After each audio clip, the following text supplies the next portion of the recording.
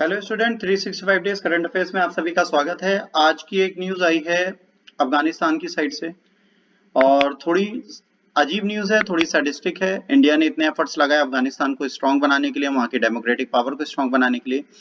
देखिए, India day one से कोशिश करता है कि जहां पर डेमोक्रेटिक फॉर्म ऑफ गवर्नमेंट आ सके उसको वो सपोर्ट करे, और अफगानिस्तान में पीस चाहता था। उसके लिए बहुत अच्छा फ्रेंडली एलाय था जो रिसेंट गवर्नमेंट यूएस ने सेट की थी उसके साथ। बट जैसे ही यूएसए ने कहा कि भाई अब हम अफगानिस्तान में ज्यादा इन्वेस्ट नहीं कर सकते, ऑलरेडी 20 साल हम कर दे चुके हैं, so we are lifting off, जैसे वो मूव आउट हुए वैसे ही तालिबान ने अपने पैर पसारने स्टार्ट कर दिए। Taliban is a Pakistani backed community. तो यहीं से इश्यूज स्टार्ट होते हैं। ये एक डैम है Afghanistan and India friendship dam, जिसे सलमा डैम बोला जाता था। इस डैम पर अटैक कर दिया, इस डैम पर अटैक किया है तालिबान ने। मतलब अब क्या है, अब यहाँ पर इमरान खान साहब एक सिंपल सा कॉन्सेप्ट लेके बैठे हैं कि भाई जितनी इंडियन इन्वेस्टमेंट है, जितनी इंडियन बिल्डअप है, उन सबको खत्म करो।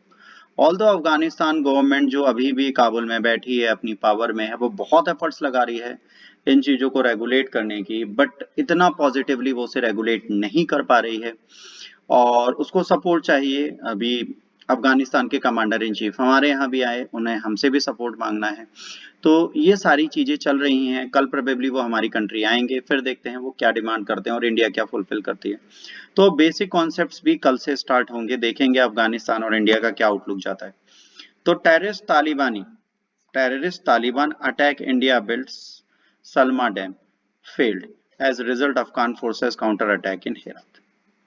भाई सलमा डैम पर अटैक हो रहा है, ठीक है, यहाँ पर अटैक किया जा रहा है, इसको प्रोटेक्ट करने की कोशिश भी की जा रही है, पर तालिबान इसके पीछे पड़े हुए हैं।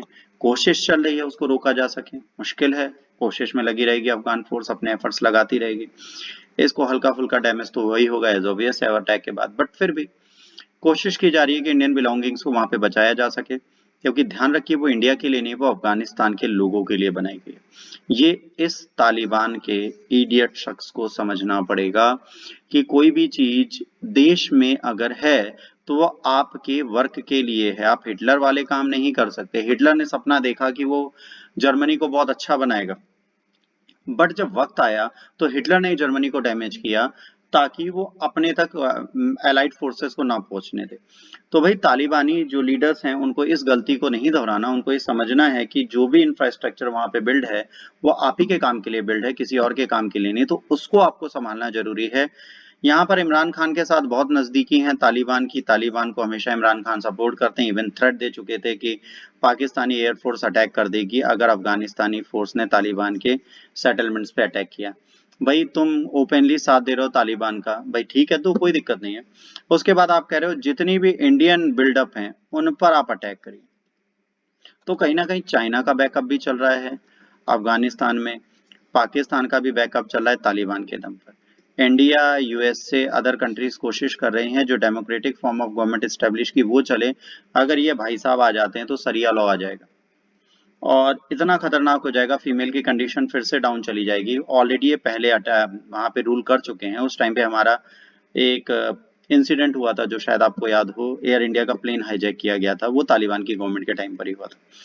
तो हमारे लिए बहुत पॉजिटिव नहीं है तालिबान, और तालिबानियों के साथ हमारे रिलेशंस बहुत खराब हैं, बहुत अच्छे नहीं चल रहे।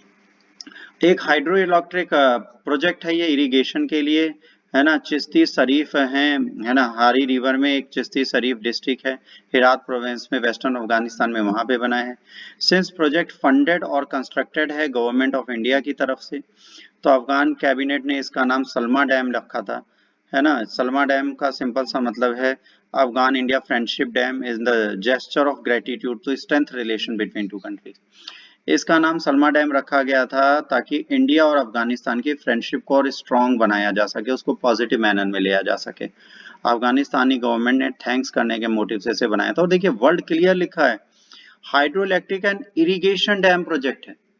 ये हमारी कंट्री को फायदा नहीं दे रहा, it's not beneficial for India, we even invested out there. आपको सोचना है कि तालिबानियों को सोचना है कि आप अपनी कंट्री को डैमेज करना चाहते हैं कि उसको होल्ड करना चाहते हैं। अगर आप डैमेज करना चाहते हैं बेशक डैमेज कर दीजिए, बट अगर आप अपनी कंट्री में इंफ्रास्ट्रक्चर डैमेज कर रहे हैं तो आपसे बड़ा मूर्ख कोई नहीं, आपसे बड़ा इडियट कोई नहीं।